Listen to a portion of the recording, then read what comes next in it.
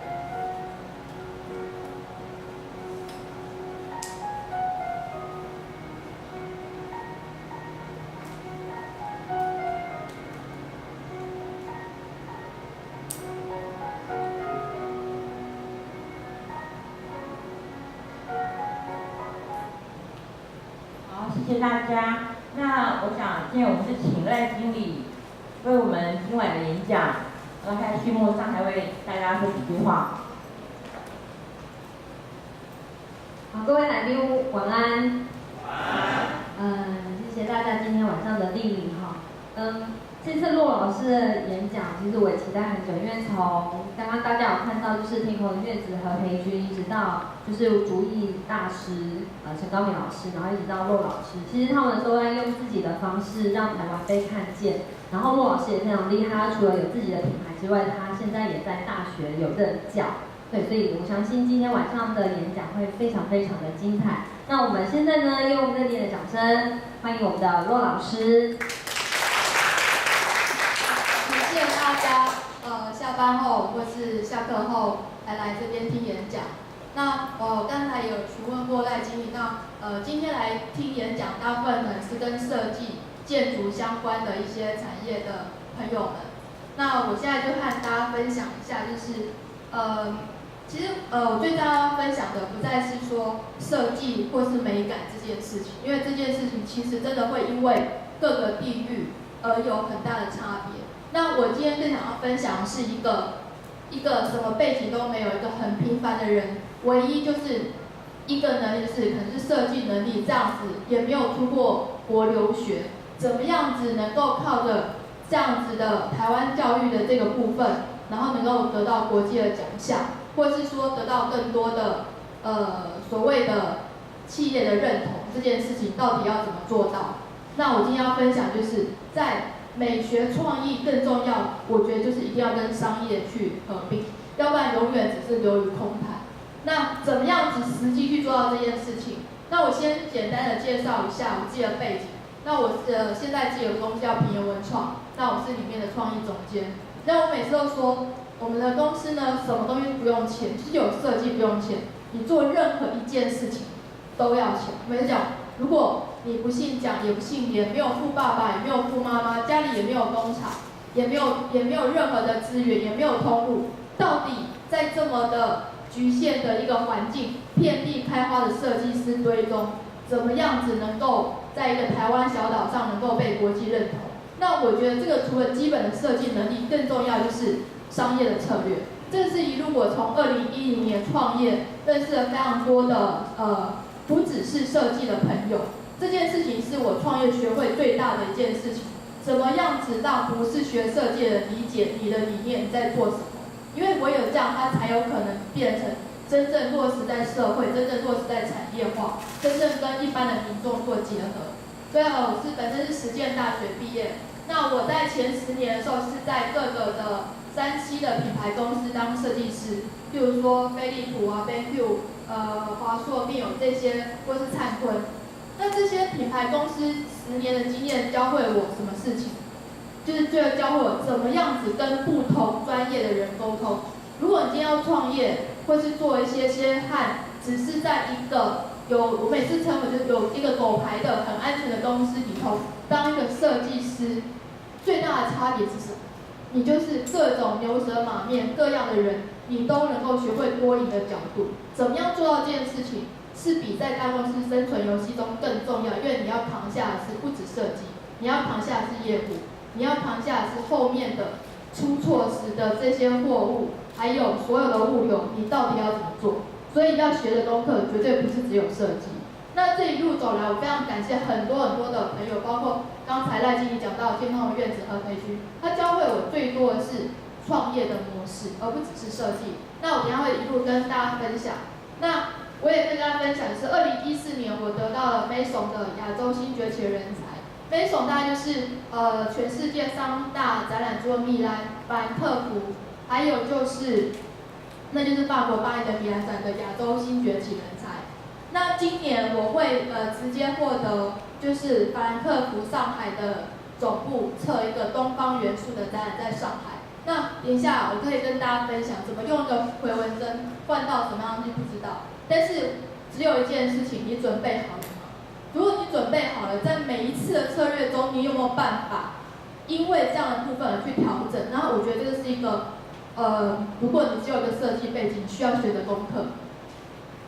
那后来呢，我可能也在了中国，除了在台湾教书，我也去了中国美院，还有浙大 EMBA 去把文化创意的部分去做一些传授。那想说只有一个台湾大学的学历，我也没念过 EMBA， 我凭什么去浙大去教 EMBA 的这些，他们称为总裁高级班，其实名字还蛮响亮，但是怎么样去做这件事情，那我跟他做一个分享。那我每次说我在3C产业不是混不下去才离开，是我想要做更好，我想要做不同的事情，更想做。其实之前得了很多奖项。那我今年其实，在南台科大教完了4年，把我第1届毕业的学生带到大4毕业的新一代结束。那我也正式宣布，我离开了学界，我要往真正的产业界去做，也是一样，不是真的教化。其实我也真的让很多学生得了很多奖。那我觉得凡事真的是要专心。一开始为什么要去大学教书？说穿的非常的辛苦，没有富爸爸、富妈妈，什么样资源都没有的状况下，你怎么样扛下这么多的货？还有很多的部分，不要举高和寡，也不要怨天尤人，更不要一直说为什么怀才不遇。倒是你怎么样去落实这件事情？那这是我后来得了这个奖，大概是我得过奖我最感动的一次，因为我之前可能在学校也得了一些奖，但我感动的是什么？我终于努力了这么多年，我可以让大家看到台湾的传统文化这件事情，凭一己之力，我也没有去留过学，他们找到了我，并且认为我可以代表台湾这个地区，得到这个国家，得到了这个他们被这些世界级认同，它是有商业发展的可能。那如果我觉得只是一个作品在米兰展这件事情，对我来讲已经不是太稀奇，并不是我多厉害，是太多的人都可以做到这件事情。但是如果你要让它商转，这件事有多困难？如果可能家里是有一些背景的，或许不会这么难。但是完全没有背景，你唯一不用钱就是设计脑袋，这件事情就很难。我今天会跟大家分享。那我跟大家分享说，如果你也跟我一样，唯一的不用钱就是设计脑袋，到底怎么样子做到叫好又叫座？不要悲天悯人，也不要认为自己怀才不遇，你应该去想怎么样子被人看到这件事情。那我觉得这是有策略、有方法的。那我先大致分享，一开始其实就是在10年品牌公司，除了我学会了跟很多人不同沟通之外，就是学会之外就是左右脑开工的知性的脑袋。在大学时代的时候，我真的是一个感性的脑袋，就是想到什么就画什么。可是当你今天是一个不只是做一个设计师的角色，你兼顾了创业成本、考量商业的时候，如果你只会一味的感性，一味用设计师的脑袋去思考的话，我保证你倒掉。那很多人会问我说，那你做了老板又做设计师，你会不会让你的设计变得不好？那我觉得，如果你只是永远都是 A or B 的概念，那你稳死。你应该是 A and B and C 多赢的角度。如果你只能控制一件事情，我千万劝你不要创业，因为太辛苦了。而且你必须更圆融的去面对你所有的突发状况。那这件事情呢，我把它分为2个部分切开。这是在我开始创业的时候，我就有一个基本架构。当然，这5年当中，我会随着一般现在的状况去做一些调整。那一开始的时候，在2010年的时候，我成立了酷酷这个品牌。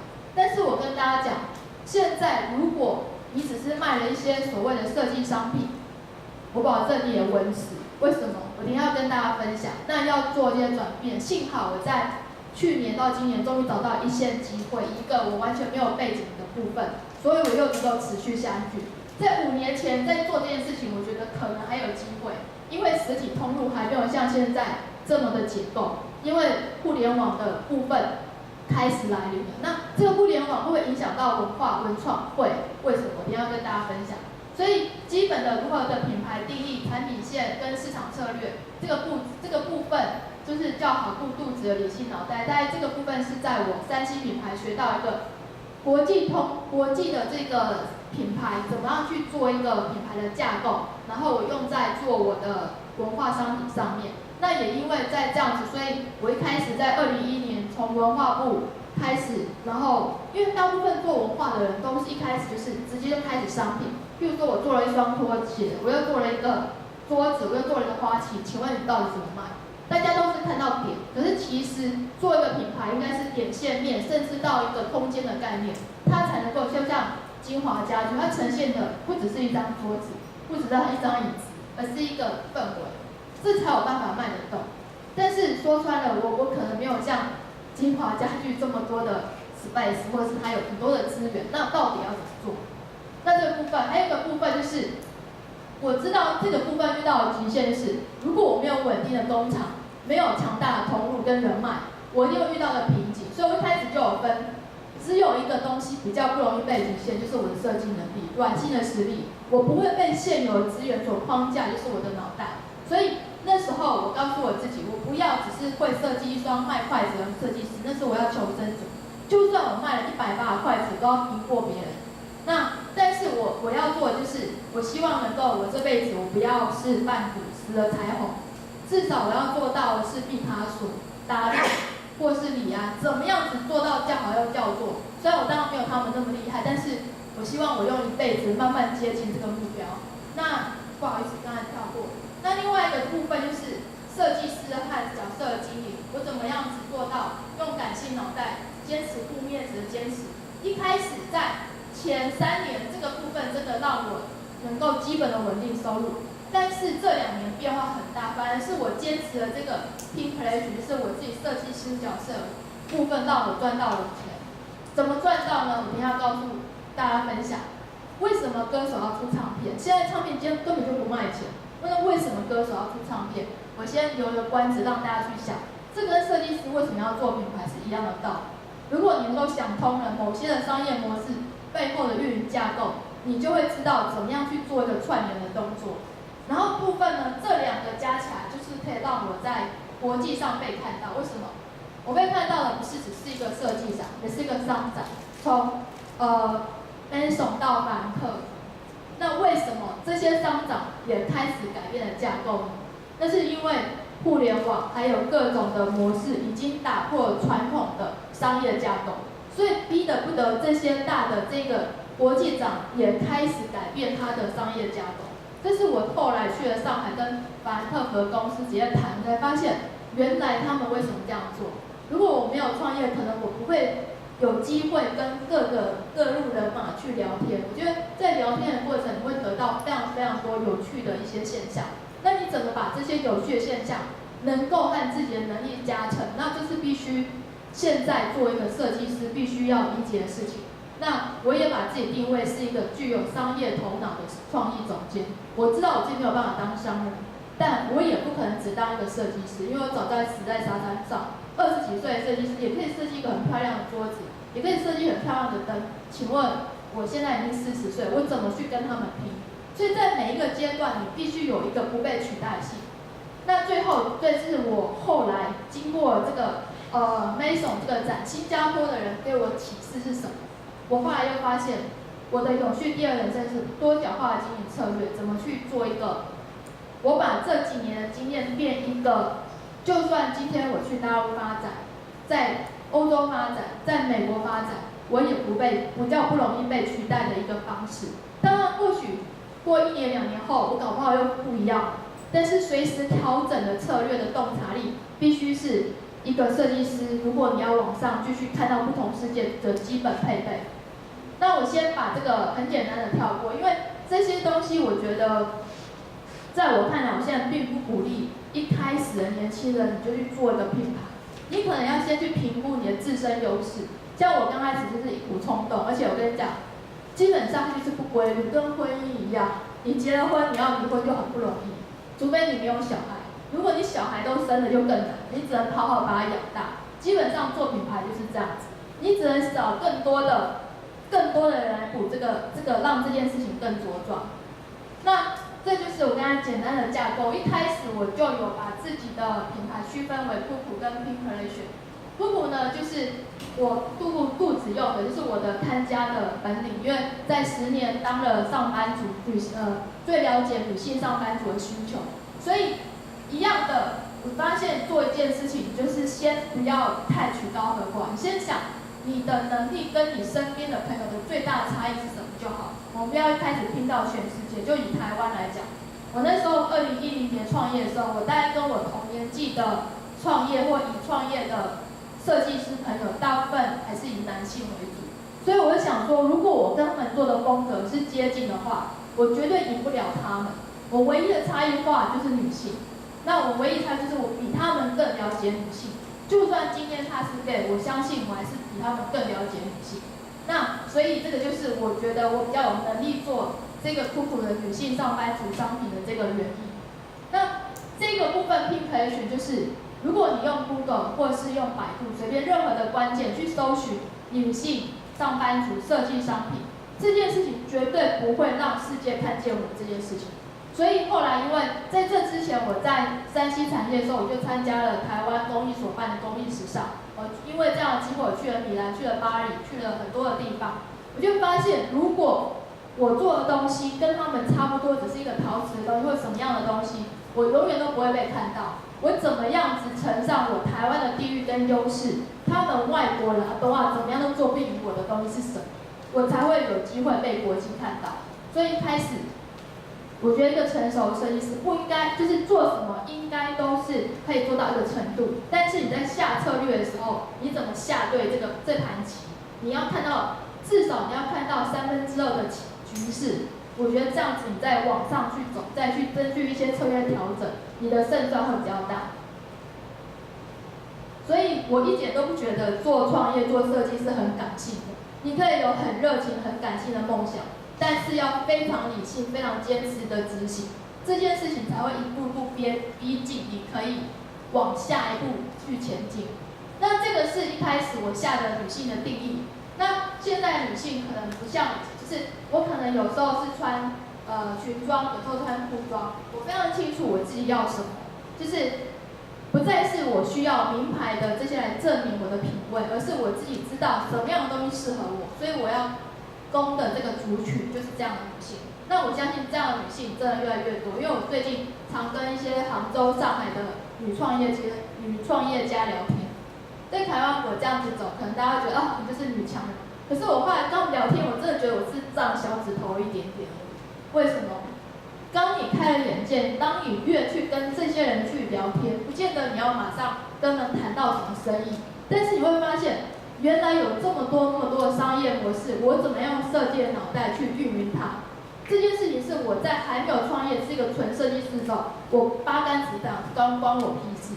但是这件事情让我现在觉得超级好玩的，我怎么样子用我设计的背景，可以跟这些人沟通，他也觉得跟你沟通是有意思的。这件事情是你在做这件事情必须调整的，你不可以说我只让设计师听得懂你在说什么，我保证绝对饿死，也不可能你的设计只靠设计师朋友买，因为设计师大部分都很穷，所以请记住这件事情。那品牌故事跟定义这件事情，我觉得是一定要做。因为大部分做的人可能会先说，我就设计了一张桌子，我就开始做木头。很多人取名字就是，木头的桌子就是就 wood design， 就这样。请问你真的有办法一辈子做木头的桌子吗？除非你家就是跟木工厂相关。所以在取名字的时候，不是从一个物件开始。如果你家是木工厂，或是你家是某一种的背景，这是可以的。但是像我就是什么都没有的时候，我建议大家是你要卖给谁的对象，让消费者去感动你的品牌，而不是我自己有多强大，我要推销我的这个东西。除非你的家有累积了某些家业，你是100年的家具厂，或是家里已经开了20-30年的家具厂，我觉得这是有可以的，因为你已经有一些基本的文化底蕴。可是像我是没有的时候，我建议取这个时候应该是以你要给的消费者的代表是什么？那酷酷这个部分就是给女性上班族，为什么？还有 slogan。那这件事情就是，就算你今天喝醉酒或是神志不清的时候，你都不可能念错。白日梦有你，想想开出小宇宙。像这个演讲稿，我其实每一年都会做调整。我每年都要不是每年，可能1年我都要讲好多次这件事情。但是我为什么要每次讲，还是讲得非常的有干劲、有热情？其实后来我终于想通了这件事情。就像我们去听5月天、张惠妹、郭采莹随便的这个演唱会，你听他唱同一首歌，唱了这么多遍，唱了1000遍万遍，为什么你听的时候你还是会哭？为什么他唱了这么多遍，他可以唱到你还是会哭呢？这背后意义是什么？这背后是他有多么爱这件事，而且他坚持了多久，不再是因为这首歌真的感动你，而是因为你听了这首歌，他的坚持，或是这件事情让你联想到活的时候的自己而感动。品牌也是这样的部分，不是自己多强大，而是你带给消费者影响感动了什么，这件事情才是一个真的利他的精神。因为所以开始我不会用我骆玉芬当做我的品牌，因为我的名字干他生活什么事情，应该是让他的生活产生了什么变化。所以我希望我的这个女性的品牌是让，就算我今天只是在一个上班的90×90 partition 的一个小小的办公桌做的一个设计师，我虽然没有很有钱，但是为什么我不可以拥有我自己的梦想？就算我想下班早一点去吃一个麻辣火锅，为什么这不是一个梦想？所以我希望，就算一个平凡的一个女性的上班族，我也可以拥有自己的梦想的一个品牌，这就是我酷酷的宗旨。那酷酷就是一个布谷鸟的意思，就是大部分的上班族还是在周而复始的环境下，真的有勇气把这个后面的鸡蛋剪掉飞走不多。那如果你今天某些因为家里或责任各种的原因，你没有办法，就是要在这个地点酷酷又再接回来这个工作的地方，那我可不可以提供更幽默、更有趣、更贴心，除了粉红色 Hello Kitty 之外的生活用品给这些女性，让她们更肯定她自己的价值，这就是我的品牌的意义。那接下来一样就是这个部分，为什么？这个是我一开始提，不好意思，给文化部圆梦计划就写好这一份 proposal。